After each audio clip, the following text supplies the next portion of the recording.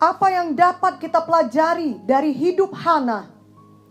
Semua kita pasti mengalami masalah. Sama seperti Hana juga mengalami masalah. Marilah kita membaca dari Alkitab dalam 1 Samuel 1 ayat 2-7. Dan melihat apakah yang dapat kita pelajari dari hidup Hana saat ia berada di dalam masalahnya. Orang ini mempunyai 2 istri, yang seorang bernama Hana dan yang lain bernama Penina. Penina mempunyai anak, tetapi Hana tidak. Orang itu dari tahun ke tahun pergi meninggalkan kotanya untuk sujud menyembah dan mempersembahkan korban kepada Tuhan semesta alam di Silo. Di sana yang menjadi imam Tuhan ialah kedua anak Eli, Hofni dan Pinehas. Pada hari Elkana mempersembahkan korban, diberikannya kepada Penina istrinya dan kepada semua anaknya yang laki-laki dan perempuan, masing-masing sebagian. Meskipun ia mengasihi Hana, ia memberikan kepada Hana hanya 1 bagian, sebab Tuhan telah menutup kandungannya. Tetapi madunya selalu menyakiti hatinya supaya ia gusar, karena Tuhan telah menutup kandungannya.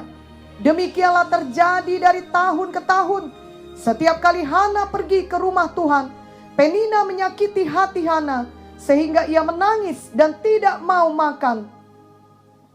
Jadi Hana memiliki pergumulan untuk mempunyai anak. Hana memiliki kerinduan untuk memiliki keturunan. Dan Hana sungguh-sungguh membutuhkan mujizat agar hal itu dapat terjadi. Mungkin kita juga ada yang sedang dalam pergumulan, atau memiliki kerinduan, atau membutuhkan mujizat Tuhan dalam hidup kita. Khususnya di tengah masa pandemi COVID-19 ini. Kita perlu belajar dari kisah mengenai Hana. Apakah hal-hal baik yang dia lakukan? Juga mungkin ada hal-hal yang tidak baik agar jangan kita lakukan. Yang pertama, mari mendekat kepada Tuhan. Hana pergi ke rumah Tuhan, di mana ini berarti Hana mencari Tuhan. Ia tetap beribadah. Marilah kita juga tetap mencari Tuhan dan tetap beribadah kepada Tuhan. Janganlah kita berhenti percaya kepada Tuhan. Janganlah kita justru melarikan diri dari Tuhan Yesus. Justru kita harus mendekat kepada Tuhan Yesus. Ingatlah 1 Korintus 10 ayat 13 yang berkata bahwa pencobaan-pencobaan yang kita alami ialah pencobaan-pencobaan biasa yang tidak melebihi kekuatan manusia. Sebab Tuhan Yesus setia, dan karena itu ia tidak akan membiarkan kita dicobai melampaui kekuatan kita. Pada waktu kita dicobai, Tuhan akan memberikan kepada kita jalan keluar, sehingga kita dapat menanggungnya. Yakobus 4 ayat 8 juga berkata, mendekatlah kepada Allah dan ia akan mendekat kepadamu. Tahirkanlah tanganmu, hai kamu orang-orang berdosa, dan sucikanlah hatimu, hai kamu yang mendua hati. Mari kita menjadi seorang anak Tuhan yang tidak dapat dialihkan dari Tuhan. Apapun persoalan yang kita hadapi di sepanjang tahun 2020 ini, kiranya pandemi COVID-19 yang melanda seluruh dunia bukan membuat kita semakin melupakan Tuhan, justru membuat kita semakin mendekat kepada Tuhan Yesus, semakin mengandalkan Tuhan, semakin berharap kepada Tuhan, semakin bersandar kepada kuasa Tuhan Yesus saja. Mazmur 112 ayat 1-2 berkata, aku melayangkan mataku ke gunung-gunung. Dari manakah akan datang pertolonganku? Pertolonganku ialah dari Tuhan yang menjadikan langit dan bumi. Setan mau mengalihkan pandangan kita dari Tuhan. Setan mau membuat kita putus asa. Setan mau membuat kita sibuk berusaha dengan kekuatan sendiri dan melupakan Tuhan yang adalah satu-satunya sumber pertolongan kita yang sejati. Janganlah kita mau dialihkan oleh setan. Hana tidak mempunyai anak. Dia dapat saja tidak mau ikut ke rumah Tuhan di Silo dan memilih tetap tinggal di rumah. Memilih untuk tinggal dalam depresinya, atau memilih untuk menyibukkan dirinya dengan bekerja siang dan malam. Tetapi Hana tidak berlaku demikian. Dia terus datang ke rumah Tuhan di Silo. Silo adalah tempat di mana orang datang untuk berdoa, menyembah Tuhan, dan mempersembahkan korban bagi Tuhan. Mungkin di saat ini kita juga memiliki masalah yang sangat berat, atau orang yang kita kasihi ada di dalam masalah. Maka mari tetapkan hati untuk tidak menyerah, tetapi mari kita meneladani Hana, yakni kita terus mendekat kepada Tuhan Yesus dan mengarahkan pandangan kita kepada Tuhan Yesus yang adalah sumber pertolongan kita. Yang kedua, mari ingat kebaikan Tuhan dan bersyukur untuk berkat-berkat Tuhan yang kita miliki. 1 Samuel 1 ayat 5 dan 8 berkata, meskipun ia mengasihi Hana, ia memberikan kepada Hana hanya satu bagian, sebab Tuhan telah menutup kandungannya. Lalu Elkana suaminya berkata kepadanya, Hana, mengapa engkau menangis? Dan mengapa engkau tidak mau makan? Mengapa hatimu sedih? Bukankah aku lebih berharga bagimu daripada 10 anak laki-laki? Suami Hana sangat mengasihi dia. Ayat-ayat tadi menjelaskan betapa suaminya menyatakan kasihnya kepada Hana. Tetapi Hana sepertinya tidak mengingat itu semua. Dia menangis dan tidak mau makan karena madunya menyakiti hatinya. Itu saja yang diingatnya. Janganlah hal ini kita ikuti. Ketika kita dalam masalah yang berat, kita perlu memiliki perspektif atau cara berpikir yang benar. Jangan seluruh kehidupan kita dikacaukan oleh satu masalah tersebut. Masih banyak kebaikan Tuhan di sekeliling kita. Mari kita belajar mengingat kebaikan Tuhan dan menghitung berkat Tuhan. Mazmur 103 ayat 2-5 berkata, pujilah Tuhan hai jiwaku, dan janganlah lupakan segala kebaikannya. Dia yang mengampuni segala kesalahanmu, yang menyembuhkan segala penyakitmu. Dia yang menebus hidupmu dari lubang kubur, yang memahkotai engkau dengan kasih setia dan rahmat. Dia yang memuaskan hasratmu dengan kebaikan, sehingga masa mudamu menjadi baru seperti pada burung Raja Wali. Mungkin memang kita memiliki masalah besar, namun masih banyak kebaikan Tuhan yang sudah dinyatakannya bagi hidup kita. Pilihlah untuk mengingat kebaikan Tuhan, untuk bersyukur atas semua berkat-berkat Tuhan. Sebagai anak-anak Tuhan, kita semua telah mengalami mujizat Tuhan yang terbesar, yakni keselamatan jiwa kita. Apalagi di bulan Natal seperti sekarang ini, kita diingatkan bahwa Tuhan Yesus lahir ke dunia dan mati di Golgota untuk menebus kita dari semua dosa kita. Selain itu, kita juga pasti pernah mengalami pertolongan Tuhan. Ada doa kita yang sudah dijawab Tuhan. Mungkin kita pernah disembuhkan atau dibebaskan dari ikatan kebiasaan buruk atau hal-hal lainnya. Semua hal itu cukup untuk selalu membuat kita bersyukur setiap hari, walau kita masih di tengah masalah. Dan ingatlah bahwa Tuhan Yesus tidak pernah berubah. Kalau dahulu Ia telah menolong kita, Ia pasti akan menolong kita lagi. Dan yang terutama, biarlah kita selalu mengingat kasih Tuhan yang telah menyelamatkan kita, di mana kita tidak perlu lagi dihukum di neraka oleh karena dosa kita, tetapi kita telah dibenarkan oleh darahnya, dan kita memiliki hidup yang kekal di sorga. Jadi marilah sejak sekarang ini, apapun persoalan yang kita hadapi, kita memilih untuk selalu mengingat kebaikan Tuhan dalam hidup kita. Yang ketiga, mari sungguh-sungguh berdoa. 1 Samuel 1 ayat 10 menuliskan, dan dengan hati pedih ia berdoa kepada Tuhan sambil menangis terseduh-seduh. Hana berdoa dengan sungguh-sungguh, bahkan ia sampai menangis. Kita pun perlu berdoa dengan sungguh-sungguh dari hati kita yang benar-benar percaya dan beriman kepada Tuhan Yesus. Hana berdoa dengan jujur, bahkan dia menangis. Kita tidak perlu merasa malu Jika kita sampai menangis di dalam doa kita, Tuhan Yesus mengerti doa yang seperti itu. Tuhan Yesus juga pernah berdoa dengan ratap tangis. Ibrani 5 ayat 7 berkata, dalam hidupnya sebagai manusia, Ia telah mempersembahkan doa dan permohonan dengan ratap tangis dan keluhan kepada Dia yang sanggup menyelamatkannya dari maut, dan karena kesalehannya Ia telah didengarkan. Kebanyakan masalah yang kita hadapi akarnya adalah persoalan rohani yang sebenarnya dapat diselesaikan dengan doa yang sungguh-sungguh. Saat kita tekun berdoa, maka Tuhan pasti menjawab dan dapat terjadi penerobosan. Mungkin selama ini kita sudah mengupayakan jalan keluar dengan segala macam cara kecuali berdoa, dan ternyata belum berhasil juga. Marilah kita mau berdoa dengan sungguh-sungguh. Roh Kudus di dalam kita akan memimpin kita berdoa. Mari selalu berdoa dengan iman yang teguh. Markus 11 ayat 24 berkata, karena itu aku berkata kepadamu, apa saja yang kamu minta dan doakan, percayalah bahwa kamu telah menerimanya, maka hal itu akan diberikan kepadamu.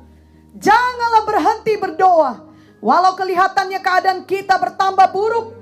Sama seperti yang terjadi kepada Hana. Setelah dia tidak mempunyai anak dalam waktu yang lama, dan dia berharap mendapatkan anak, tetapi justru di tengah-tengah situasi itu, suaminya menikahi perempuan lain, dan perempuan itu melahirkan anak untuk suaminya. Namun Hana tetap berdoa kepada Tuhan. Ketika dalam kehidupan kita sepertinya keadaan bertambah buruk, janganlah kita berhenti berdoa. Mari kita tetap berdoa dengan sungguh-sungguh dan dengan iman kepada Tuhan. Tuhan akan memelihara kita dalam setiap musim kehidupan kita, dan pertolongannya kepada kita akan tepat pada waktunya. Amin.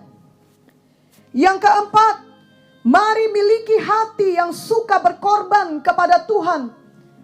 1 Samuel 1 ayat 11 menuliskan, kemudian bernazarlah ia, katanya, Tuhan semesta alam, jika sungguh-sungguh engkau memperhatikan sengsara hambamu ini, dan mengingat kepadaku, dan tidak melupakan hambamu ini, tetapi memberikan kepada hambamu ini seorang anak laki-laki, maka aku akan memberikan dia kepada Tuhan untuk seumur hidupnya, dan pisau cukur tidak akan menyentuh kepalanya.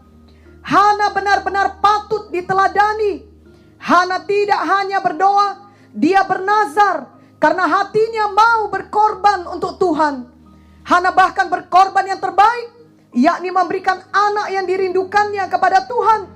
Apa yang paling berharga baginya, justru itulah yang dia berikan kepada Tuhan. Bila seseorang berkorban, maka itu berarti dia sedang menabur. Saat kita sudah menabur, maka kelak akan ada tuaian. Tetapi bila tidak ada taburan, maka tidak akan ada tuaian. Hana kemudian benar-benar membayar nazarnya kepada Tuhan. Mari kita membaca 1 Samuel 1 ayat 22 sampai 28. Tetapi Hana tidak ikut pergi, sebab katanya kepada suaminya, nanti apabila anak itu cerai susu, aku akan mengantarkan dia. Maka ia akan menghadap ke hadirat Tuhan dan tinggal di sana seumur hidupnya. Kemudian Elkana suaminya itu berkata kepadanya, perbuatlah apa yang kau pandang baik, tinggallah sampai engkau menyapih dia. Hanya Tuhan kiranya menepati janjinya. Jadi tinggallah perempuan itu dan menyusui anaknya sampai disapihnya. Setelah perempuan itu menyapih anaknya, dibawanyalah dia dengan seekor lembu jantan yang berumur 3 tahun, 1 eva tepung, dan sebuyung anggur. Lalu diantarkannya ke dalam rumah Tuhan di Silo. Waktu itu masih kecil betul kanak-kanak itu. Setelah mereka menyembelih lembu, mereka mengantarkan kanak-kanak itu kepada Eli.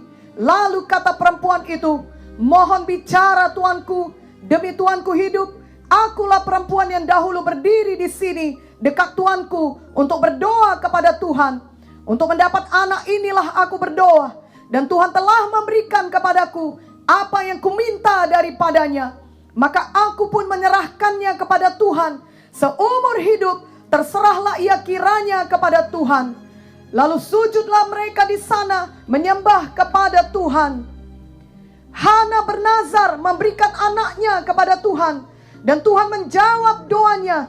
Tuhan memberikan anak kepadanya. Hana kemudian membayar nazarnya, dan Tuhan memberikan lagi anak, bahkan berganda-ganda kepada Hana yang dulunya mandul. 1 Samuel 2 ayat 21 menuliskan, dan Tuhan mengindahkan Hana sehingga dia mengandung dan melahirkan 3 anak laki-laki dan 2 anak perempuan lagi. Sementara itu makin besarlah Samuel yang muda itu di hadapan Tuhan. Luar biasa prinsip kerajaan sorga. Kita tidak akan bisa mengalahkan Tuhan dalam hal memberi. Tuhan selalu suka memberi kepada kita, membalaskan dengan berlipat ganda. Lukas 6 ayat 38 berkata, berilah dan kamu akan diberi. Suatu takaran yang baik, yang dipadatkan, yang digoncang, dan yang tumpah keluar akan dicurahkan ke dalam ribaanmu. Sebab ukuran yang kamu pakai untuk mengukur akan diukurkan kepadamu. Hana membuat ukuran yang sangat baik. Dia berikan yang terbaik. Tuhan mengukurkan yang terbaik pula kepadanya. Biarlah kita juga demikian.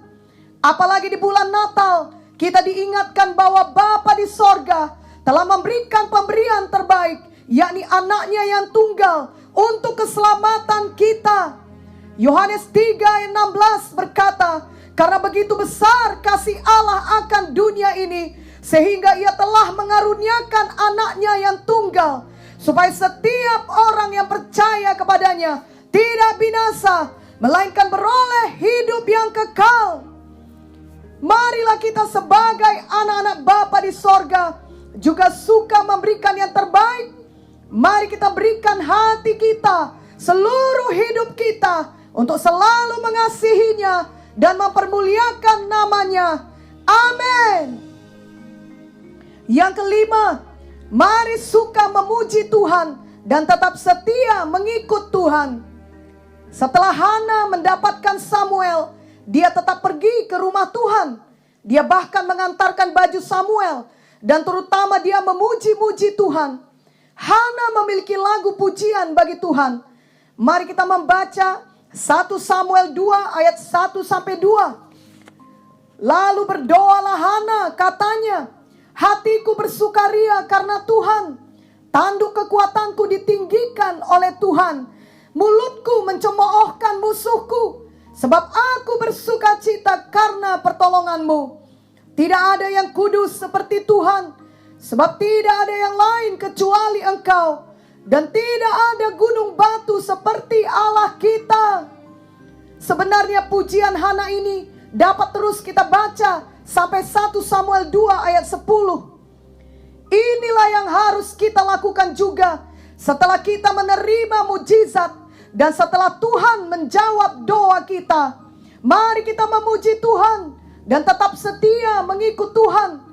Janganlah biarkan berkat kita membuat kita lupa akan Tuhan, lupa untuk bersyukur, dan membuat kita sombong dan menjauhkan diri kita dari Tuhan. Marilah semua kita tetap setia mengikut Tuhan, baik dalam masalah juga di dalam berkat melimpah. Biarlah tidak ada yang memisahkan kita dari kasih Tuhan. Amsal 19 ayat 22a berkata, sifat yang diinginkan pada seseorang ialah kesetiaannya. Amsal 20 ayat 6 berkata, banyak orang menyebut diri baik hati, tetapi orang yang setia, siapakah menemukannya? Hana menyerahkan anaknya Samuel menjadi hamba Tuhan. Dia mengerti hidup anaknya akan berbeda dengan anak-anak lainnya. Dia menolong anaknya, dia mendukung anaknya Samuel agar sampai pada rencana Tuhan dalam hidupnya. 1 Samuel 2 ayat 19 menuliskan, setiap tahun ibunya membuatkan dia jubah kecil dan membawa jubah itu kepadanya apabila ia bersama-sama suaminya pergi mempersembahkan korban sembelihan tahunan. Hana tetap setia mengikut Tuhan dengan mendukung anaknya yang telah diberikannya untuk menjadi hamba Tuhan. Dan kita tahu bahwa Samuel kemudian menjadi nabi Tuhan yang sangat luar biasa. Ia memberkati kehidupan bangsa Israel pada zamannya. Dan itu semua tidak lepas dari ibunya Hana. Marilah kita mempelajari hal-hal yang baik dari kehidupan Hana. Kiranya hidup kita, bahkan kehidupan generasi penerus kita, dapat menjadi terang dan berkat bagi banyak orang. Amin. Selamat Natal dan Tahun Baru 2021.